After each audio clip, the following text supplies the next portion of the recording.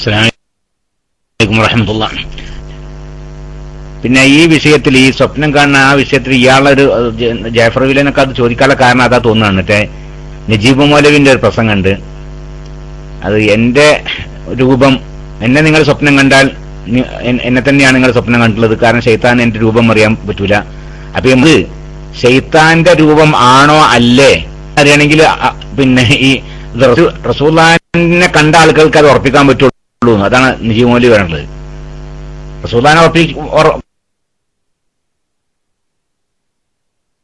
കണ്ട ആളുകൾക്ക് പിന്നെ അത് കട്ടിഫിയ അപ്പൊ റസൂലുള്ളാഹിനെ ജീവിതത്തിൽ കണ്ടിട്ടുണ്ടല്ലോ.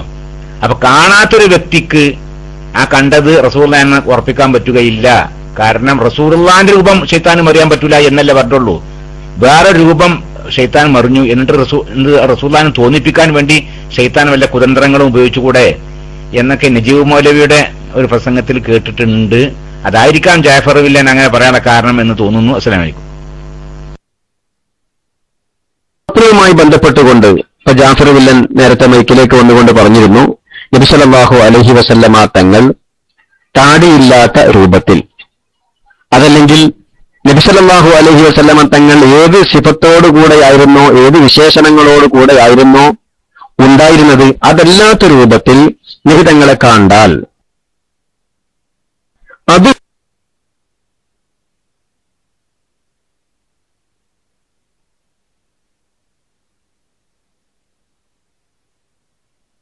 നബി തങ്ങളാണെന്ന് മനസ്സിലാക്കാൻ പറ്റുമോ ഇല്ലേ?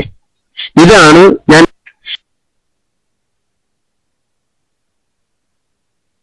നബി സല്ലല്ലാഹു അലൈഹി വസല്ലമ തങ്ങളെ സ്വപ്നം നിങ്ങളുടെ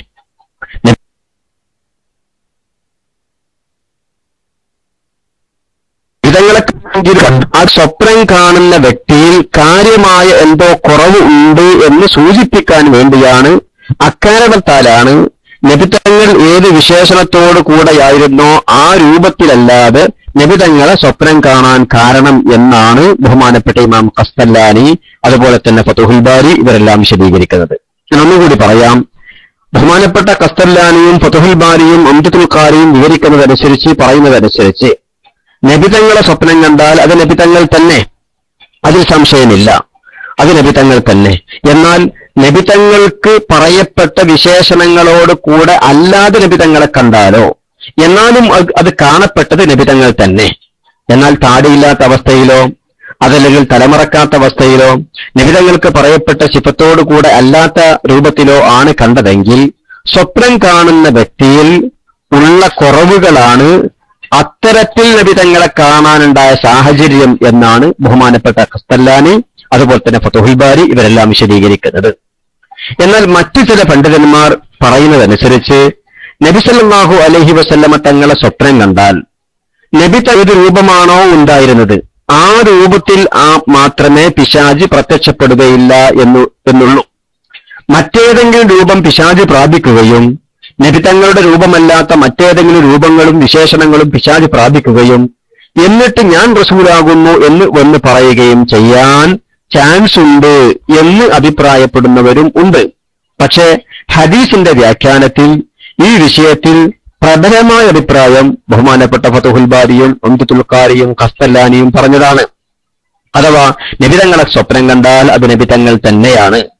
എന്നാൽ വ്യത്യസ്ത രൂപത്തിൽ കണ്ടത് നബിതങ്ങൾക്കുള്ള രൂപമല്ലാത്ത മറ്റു രൂപത്തിൽ കാണാൻ കാരണം ഈ സ്വപ്നം കാണുന്ന വ്യക്തിയിലുള്ള കാര്യമായ കുറവുകളാകുന്നു. ഇങ്ങനെയാണ് ഇമാം ഗസ്സാലി റളിയല്ലാഹു അൻഹുവും അവിടുത്തെ പല ഗ്രന്ഥങ്ങളിലും വിശദീകരിച്ചിട്ടുള്ളത്. ബഹുമാനപ്പെട്ട ഇമാം ഖുശൈരി, ബഹുമാനപ്പെട്ട ഇബ്നു അറബി റളിയല്ലാഹു അൻഹും ഇവരെല്ലാവരും അവരുടെ പല റിസാലകളിലും ഈ കാര്യം വ്യക്തമാക്കിയിട്ടുണ്ട്.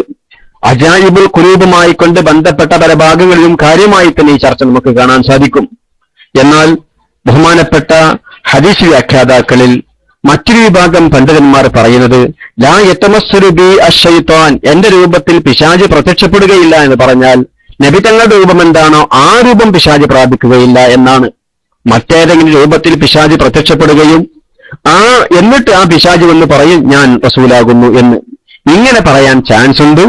അങ്ങനെ പറയുമ്പോൾ കാണപ്പെട്ടത് റസൂലാണോ അല്ലേ എന്ന് വ്യക്തമാകണമെങ്കിൽ കണ്ട വ്യക്തിക്ക് പ്രവാചകരെക്കുറിച്ച് നല്ല വിവരമുണ്ടാകണം. വിവരമുള്ള ആളുകൾക്ക് മാത്രമേ അത് തിരിച്ചറിയാൻ സാധിക്കൂ എന്ന് അഭിപ്രായപ്പെടുന്ന പണ്ഡിതന്മാരും മുഹദ്ദിസീങ്ങളുടെ കൂട്ടത്തിലുണ്ട്. പക്ഷെ ഏറ്റവും പ്രബലമായ അഭിപ്രായം ആദ്യം പറഞ്ഞതാകുന്നു. ഇങ്ങനെയാണ് ബഹുമാനപ്പെട്ട ഫതുഹുൽ ബാരി, അതുപോലെ തന്നെ ഇമാം ഖുശൈരി, ഇമാം ഷഅറാനി, ഇബ്നു അറബി, ഇമാം ഗസാലി റളിയല്ലാഹു അൻഹും ഇവരെല്ലാം തന്നെ വിവരിച്ചിട്ടുള്ളത്. അവ്യക്തതകളോ മറ്റു കാര്യങ്ങളോ ഉണ്ടെങ്കിൽ വീണ്ടും സഹോദരന്മാർ മൈക്കിലേക്ക് വരണമെന്ന് വിനീതമായി ആവശ്യപ്പെടുന്നു.